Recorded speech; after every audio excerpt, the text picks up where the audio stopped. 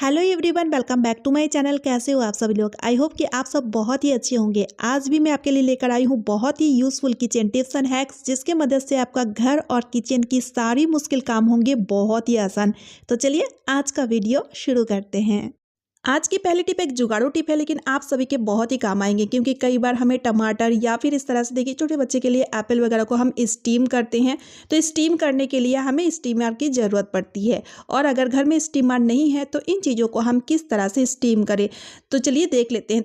तो इसके लिए यहाँ पर हमें चाहिए एक कढ़ाई, या फिर आप कुकर या कोई भी फैला हुआ बर्तन ले सकते हैं। और उसके बाद हमें चाहिए कुछ चम्मच, और फिर उसके बाद इस तरह से देखिए चम्मचों को हम बिछाएंगे। चम्मचों को बिछाते टाइम इसे ना उल्टा करके नहीं, इस तरह से सीधा करके बिछाइएगा। तो इस तरह से चम्मचों को बिछाने से एक बहुत ही बढ़िया सा लेयर बनती है। और फिर उसके बाद कोई सा भी प्लेट या कटोरी इस तरह से रख लीजिए, और जो भी चीजें आपको स्टीम करनी है, जैसे कि यहाँ पर मैं टमाटर और एप्पल को स्टीम करूंगी। यहाँ पर आप कोई सा भी वेजिटेबल या फिर कोई सा भी ऐसा चीज जिसे आप स्टीम करना चाहते हो, सभी चीजों को स्टीम बहुत ही बढ़िया तरीके से कर सकते हो। नीचे से थोड़ा सा पानी डाल दीजिएगा और साथ ही में एक ढक्कन इस तरह से लगा दीजिएगा। उसके बाद कुछ देर के लिए ऐसे ही पकने के लिए छोड़ना है। लगभग 4 से 5 मिनट के अंदर बहुत ही बढ़िया तरीके से स्टीम हो जाता है, यानी कि ज्यादा टाइम भी नहीं लगता है। चलिए मैं आपको दिखाती हूँ। इस तरह से सबसे पहले मैं टमाटर को उठाऊंगी। कई बार हमें कुछ रेसिपी में टमाटर के छिलके नहीं चाहिए होता है, उस केस में इस तरह से टमाटर के छिलके को आप बहुत ही बढ़िया तरीके से छील सकते हो। या फिर स्टीम किया हुआ टमाटर, फ्रूट या कोई सा भी वेजिटेबल को आपको स्टीम करना है, तो आप इस तरह से बहुत ही इजीली स्टीम कर सकते हो। है ना कितना यूजफुल सा आइडिया? तो वीडियो को शेयर जरूर कर दीजिएगा। तो चलिए अब देख लेते हैं अगला यूजफुल ट्रिक। तो अगर आप भी इस तरह का ऑयल कंटेनर का यूज लेते हैं, तो ये ट्रिक आपके लिए बहुत ही ज्यादा यूजफुल रहेगा, क्योंकि इस तरह का कंटेनर का माउथ काफी ज्यादा बड़ा रहता है। और जब कभी भी हम खाना पकाते हैं तो ऑयल निकालते हैं, तो ज़रूरत के हिसाब से ज़्यादा ऑयल निकल आते हैं, यानी कि हमें ऑयल चाहिए थोड़ी सी, लेकिन ऑयल ज़्यादा निकल आते हैं। और इसलिए कई बार ना चाहते हुए भी हम ज़्यादा ऑयल में खाना पका लेते हैं, जो हमारी हेल्थ के लिए काफ़ी ज़्यादा नुकसानदायक होता है। तो इसके लिए एक छोटा सा ट्रिक लेना है हमें, पेन का ढक्कन। तो हम सभी के घरों में इस तरह का कुछ ना कुछ बेकार पड़े हुए होते हैं पेन का ढक्कन। तो उसी में से एक ढक्कन ले लीजिएगा, लेकिन ध्यान रखिएगा कांच का ढक्कन बिल्कुल भी ना ले। यहाँ पर आपको प्लास्टिक का ही ढक्कन लेना है। उसके बाद से देखिए नाइफ को गर्म करके इसकी जो एक्स्ट्रा पार्ट में जो हैंडल था उसे हमने काट लिए हैं। उसके बाद एक नुकीले चीज को अच्छी तरीके से गर्म कर लेंगे। गर्म करने के बाद यहाँ पर अब हम जो बोतल का ढक्कन है उसके सेंटर में इस तरह से देखिए छेद कर लेंगे, यानी कि पेन के ढक्कन की नापी के बराबर इस तरह से छेद हमें कर लेना है। और गर्मा गर्म ही इसे इस तरह से हमें सेट कर देना है, ताकि अच्छी तरीके से ये फिक्स हो जाए। इसे अच्छी तरीके से फिक्स कर दीजिएगा, नहीं तो ये निकल जाएगा। वैसे तो ये अच्छी तरीके से फिक्स हो जाता है, क्योंकि प्लास्टिक अच्छे से मेल्ट होने से ही ठंडा होने के बाद अच्छी तरीके से जकड़ लेगा। तो इस तरह से ठंडा होने के लिए छोड़ दीजिएगा। तब तक देखिएगा बहुत ही बढ़िया तरीके से ये सेट हो जाएगा, अच्छे से फिक्स हो जाएगा। अब देखिएगा कितना बढ़िया तरीके से ये देखिए थोड़ी थोड़ी सी ऑयल निकल के आएगा, यानी कि जरूरत के हिसाब से जितना ऑयल हमें चाहिए होगा ना, हम अब यूज कर पाएंगे। देखिए इस तरह का ऑयल डिस्पेंसर हम महंगे दामों में मार्केट या फिर ऑनलाइन से खरीद लेते हैं, लेकिन उससे अच्छा है बेकार पड़ी हुई चीज़ों की मदद से बहुत ही बढ़िया तरीके से इस तरह से उसे बना के यूज़ किया कीजिए। तो चलिए अब देख लेते हैं अगला यूज़फुल ट्रिक। ये ट्रिक भी बहुत ही यूज़फुल है, क्योंकि हम सभी के घरों में इस तरह का छोटी छोटी सी टूल होती है, जो इमरजेंसी के टाइम में बहुत ही काम आती है।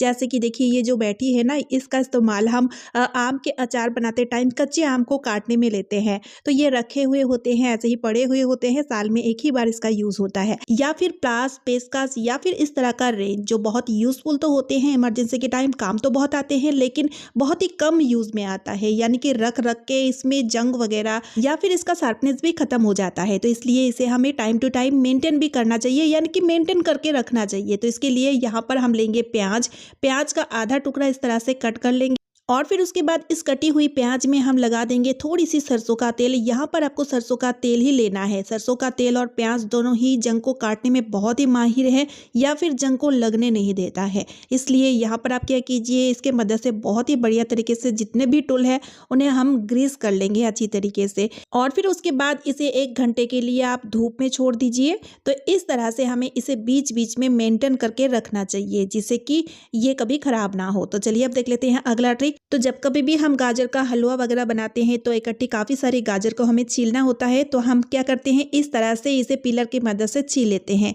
इससे आप देखिए काफ़ी ज़्यादा गाजर का वेस्टेज चला जाता है। तो इसके लिए बहुत ही बढ़िया सा उपाय मैं आपको बताऊंगी। आपको लेना है इस तरह का टीन का ढक्कन, यानी कि जो दवाई की बोतल में यानी कि सिरप वगैरह के बोतल में जो टीन का ढक्कन आता है ना, आप उसको ले लीजिए। वो बहुत ही शार्प होता है और इस तरह से इकट्ठी आप काफ़ी सारी गाजर को कुछ ही सेकंड के अंदर छील पाओगे। और इस तरह से इसके छिलके बहुत ही पतली लेयर में निकलते हैं, जिस कारण गाजर का वेस्टेज भी ज़्यादा नहीं होता है। जैसे कि यहाँ पर आप देख ही सकते हो, एकदम से बहुत ही पतले पतले से छिलके निकला हुआ है। और इस तरह से सिर्फ गाजर ही नहीं, आप चाहें तो खीरा, कद्दू को भी छील सकते हो। है ना, कितना यूजफुल सा आइडिया। तो इन छोटी छोटी टिप्स को अपना करके हम अपने काम को बहुत ही आसान बना सकते हैं। तो चलिए अब देख लेते हैं अगला यूजफुल ट्रिक। तो वाइपर का इस्तेमाल हम सभी लोग पानी खींचने में लेते हैं, लेकिन आज मैं आपको वाइपर का एक बहुत ही बढ़िया सा ट्रिक बताऊंगी। इसके लिए यहाँ पर हमें 2 मोजा ले लेना है और उसे बहुत ही अच्छी तरीके से गीला कर लीजिएगा, ठीक है। लेकिन यहाँ पर आप पुराना मोजा या फिर जिसका एक पैर गुम हो चुका है, इसी तरह का मोजा लीजिएगा और इस तरह से दोनों ही मोजा को वाइपर की दोनों ही साइड में हम पहना देंगे, जिससे कि वाइपर की नीचे वाली दोनों ही साइड बहुत ही अच्छी तरीके से मोजे से कवर हो जाए। तो बहुत ही बढ़िया तरीके से एक क्लीनिंग टूल बन के तैयार हो चुका है। तो चलिए अब देख लेते हैं इसका यूज हम कैसे लेंगे। वैसे तो इसका यूज आप काफी तरह से ले सकते हैं, जैसे कि अगर आपको बैठ करके पोछा लगाने में बहुत ही दिक्कत होती है या ठंडी में ठंडा पानी से पोछा लगाने में आपको बहुत ही मुश्किल लगती है, बिल्कुल भी मन नहीं होता है, तो आप इस तरह से खड़े खड़े इसके मदद से पोछा भी लगा सकते हो या फिर इसके मदद से हम बहुत ही बढ़िया तरीके से क्लीनिंग भी कर सकते हैं। जैसे कि हमारे घर में कुछ छोटी छोटी ऐसी जगह होती है जहां पर हमारे हाथ या कोई भी टूल नहीं पहुंच पाता है, तो उन जगहों की क्लीनिंग हम बिल्कुल भी नहीं कर पाते। जैसे कि फ्रिज के नीचे वाली जगह या फिर सोफे की नीचे वाली जगह, इन जगहों में पोछा बिल्कुल भी नहीं लगता है या फिर ढंग से क्लीनिंग भी नहीं होता है। तो उन जगहों को आप इस तरह से बहुत ही अच्छे से क्लीन कर सकते हो। दीवार की नीचे वाली जगह जहां पर काफी सारी धूल मिट्टी जमा हो जाती है, तो उन जगहों की साफ सफाई या फिर किचन के वॉल टाइल से लेकर के घर में रखी हुई जो ऊंची ऊंची फर्नीचर, जैसे कि यहाँ पर आप देखिए एसी, पंखा या जो बड़ी बड़ी अलमीरा है, उन चीज़ों की साफ सफाई या फिर उन जगहों की क्लीनिंग आप इस तरह से कर सकते हो इसके मदद से।